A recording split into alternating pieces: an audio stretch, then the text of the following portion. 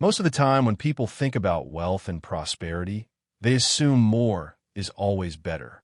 More money, more growth, more accumulation. But there's a darker truth written in the ruins of fallen empires. A truth our modern economy desperately needs to hear.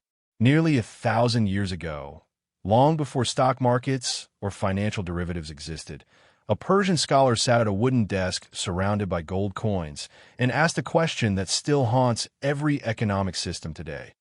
What happens when a civilization values wealth more than the wisdom to use it? He warned that prosperity without ethics doesn't just create inequality, it guarantees collapse.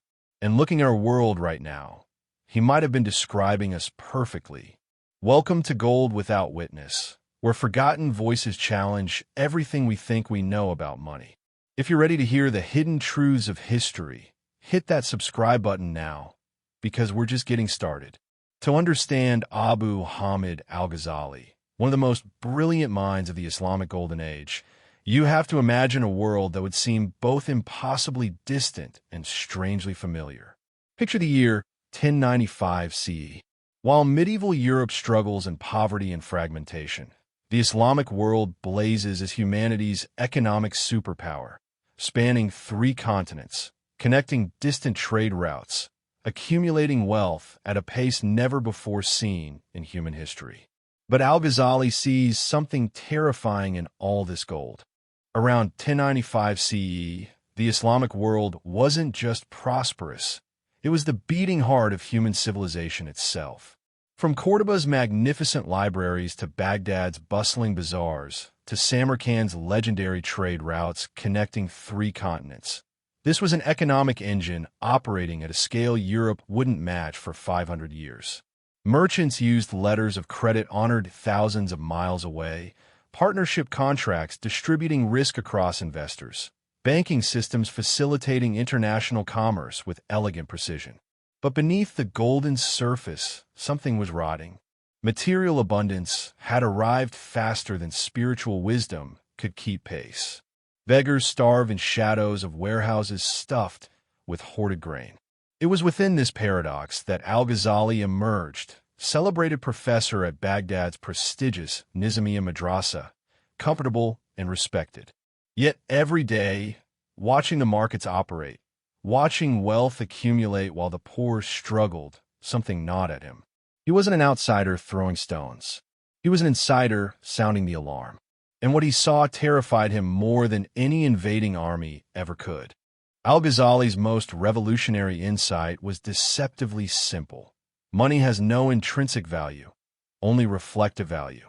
Pick up a gold coin and hold it to the light. What do you see? Your own face staring back. That's not poetic metaphor. It's economic reality. Currency doesn't create value. It reflects the value others have created. It's a mirror facilitating exchange, nothing more. Aristotle had called money a tool. Modern economists call it a neutral medium. Al-Ghazali went deeper. Money is a moral diagnostic. It reveals what a society truly values. A civilization hoarding gold isn't being prudent. It's being pathologically narcissistic, staring endlessly at its own reflection while the world around it starves. You can't eat mirrors. You can't build houses from reflections. Gold sitting in a vault does exactly nothing except reveal the spiritual emptiness of those who worship it. The coin in your hand isn't wealth. It's testimony to someone else's labor, someone else's trust, someone else's willingness to believe in a shared system. Worship the mirror, and you've missed the entire point. Al-Ghazali saw wealth as civilization's bloodstream. It must circulate or the body dies. Dead money, he called it. Money locked away, removed from circulation, creating artificial scarcity in the midst of abundance. Picture a wealthy merchant in Baghdad, warehouses bursting with hoarded grain while outside, families starve during a shortage. Smart business? Al-Ghazali's diagnosis was harsher: economic murder. The psychology of hoarding always dresses itself as prudence, as wisdom, as responsible planning. But strip away the rationalizations, and you find raw fear.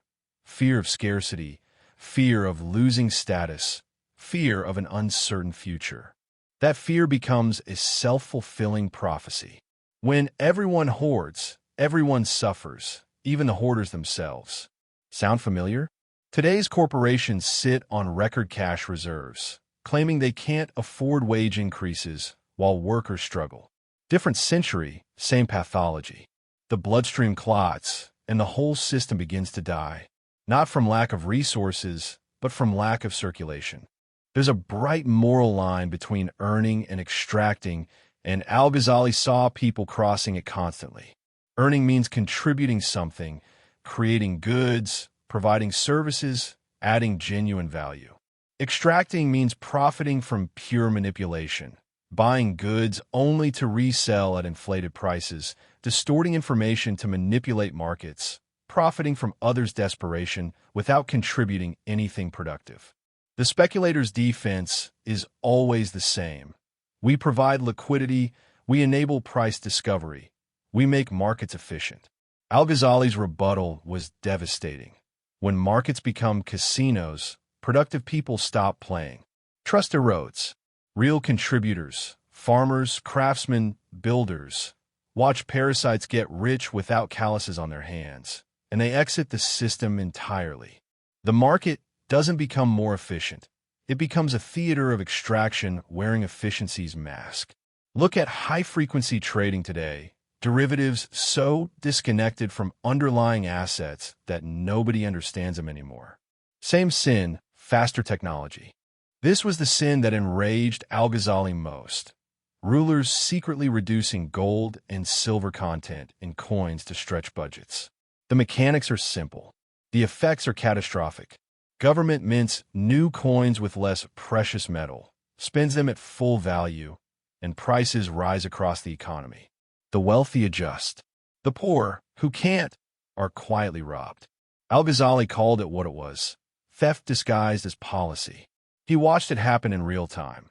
Merchants began rejecting debased coins. People fled to foreign currencies or pure gold. Entire market systems seized up as trust evaporated. His prediction was prophecy. Once debasement starts, currency flight becomes inevitable. People aren't stupid.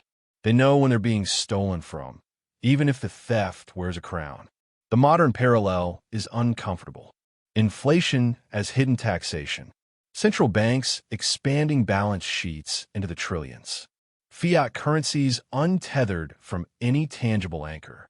The technology changes. The betrayal remains identical.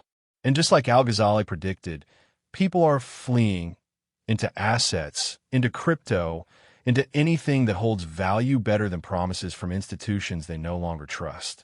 Laws alone cannot fix broken economic systems. Al-Ghazali understood something economists still struggle with. The problem isn't mechanical, it's psychological. Insecurity drives hoarding. Envy drives speculation. Power drives debasement. These aren't policy failures. They're human nature unrestrained by moral discipline. But here's the truly insidious part. Moral decay spreads like disease. One merchant lies about product quality. His honest competitor faces a choice: match the deception or lose customers. Integrity becomes a competitive disadvantage. The contagion spreads until dishonesty becomes the norm, not the exception. Everyone suffers, even the wealthy who thought they were exploiting the system. Because when trust collapses completely, when nobody believes anybody, the entire market freezes. No amount of accumulated wealth protects you when the system itself implodes. Al-Ghazali's insight cuts through centuries of economic theory. Sustainable prosperity requires internal moral discipline, not just external enforcement. You can't regulate your way to ethics. You have to cultivate it. What makes a coin worth accepting? Not the metal, the trust. What makes a contract enforceable? Not just courts, cultural expectation of honesty. What makes markets efficient? Not just competition, shared ethical standards. Trust is the invisible infrastructure holding everything together. And because you can't see it like you can see gold, societies don't protect it until it's too late. Al-Ghazali understood that economic systems run on something more fundamental than supply and demand. They run on trust. When trust falls below a critical threshold, everything freezes. Remember 2008? Banks stopped lending to banks. Not because they lacked money, but because they didn't trust each other's balance sheets. The credit markets seized up overnight. Trillions of dollars existed on paper, but trust had evaporated, and suddenly all that money might as well not have existed. Al-Ghazali's warning echoes across a millennium. You can't see trust, so you don't value it. You don't value it, so you don't protect it. You don't protect it, so it dies. And when it dies, everything built upon it collapses, no matter how much gold remains in the vaults. Al-Ghazali faced a crisis that would define his legacy. He benefited from the very system he was critiquing. Comfortable salary, prestigious position, respect from the powerful, all the privileges wealth and status provide. The question tortured him. Can one truly understand poverty's impact while living in comfort? Can you diagnose a disease you've never suffered? In 1095, at the height of his career, he did something extraordinary. He walked away, left his position at the Nizamiya Madrasa, renounced his wealth, and spent years wandering as a spiritual seeker. Not as performance, but as transformation. He needed to understand what his theories meant for people who couldn't theorize their way out of hunger. This wasn't self-flagellation, it was intellectual honesty. He returned years later with an integrated philosophy that could only come from someone who'd stood on both sides of the divide. The lesson transcends his era. Authentic economic philosophy requires acknowledging your position within the system. Your privilege isn't disqualifying, but pretending it doesn't exist is.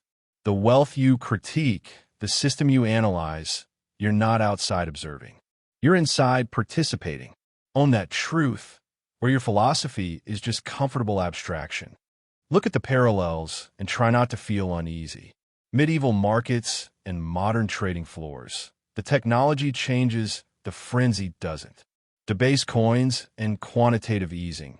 Different mechanisms, identical betrayal. Hoarded grain and hoarded capital. Same stranglehold on circulation. The statistics are damning. Contemporary wealth concentration rivals medieval extremes. The 2008 financial crisis validated every aspect of al-Ghazali's framework. Complex instruments nobody understood, broken trust between institutions, systemic collapse despite abundant resources. It wasn't a resource crisis. It was a trust crisis, exactly as he predicted. Even cryptocurrency's promise of trustless systems misses his point. You can't eliminate human trust. You can only decide whether to acknowledge it. Smart contracts still require humans to write them, interpret them, honor them. The trust hasn't disappeared. It's just been redistributed, often to people who don't even realize they're exercising it. If al-Ghazali could see us now, what would he say? Probably something uncomfortable. You learn nothing. You have more sophisticated tools to make the same ancient mistakes. Your economy is more complex, but your ethics haven't evolved at all. And you're heading for the same collapse, just faster and harder. Al-Ghazali's solutions sound almost quaint. Moral education, transparent governance, equitable wealth distribution, dignity of labor. Critics dismiss them as utopian ideals incompatible with competitive global markets. Nice thoughts for philosophers, but the real world requires ruthless pragmatism. But here's the counter-argument. The current trajectory is unsustainable. If inequality keeps widening, if trust keeps eroding, if wealth keeps concentrating, the system will collapse. Not might collapse, will collapse. In that context, unrealistic morality becomes the only realistic survival strategy. And it's not purely theoretical. Cooperative businesses succeed. Stakeholder capitalism models work. Economies that balance growth with equity prove more stable long-term than those pursuing growth alone. The challenge isn't whether moral economics can survive modernity. Examples prove it can. The challenge is scaling it in an amoral global system where short-term extraction beats long-term cultivation every time in quarterly earnings reports. Al-Ghazali would probably say, the question isn't whether you can afford ethics. It's whether you can afford to keep ignoring them. Return to that wooden desk. Al-Ghazali sits with quills suspended over parchment, coins gleaming in candlelight. He writes one final warning, and it reads like prophecy. Civilizations that prioritize accumulation over integrity do not decline. They collapse suddenly, violently, completely. The historical record proves him right. Empires fell. Currencies became worthless. Social fabric tore, not from external conquest, but from internal rot, from choosing gold over wisdom, from mistaking mirrors for treasure, from forgetting that money without morality is just shiny metal marking time until collapse. Our unprecedented technological sophistication doesn't exempt us from timeless moral laws. We can't engineer our way past ethics. We can't innovate our way past trust. We can't accumulate enough wealth to insulate ourselves from systemic failure. The final image completes the metaphor. Those coins on al-Ghazali's desk reflecting candlelight, reflecting his face, reflecting yours. The mirror turns toward you, and the question hangs in the air, unanswered, demanding response. What does your money reflect?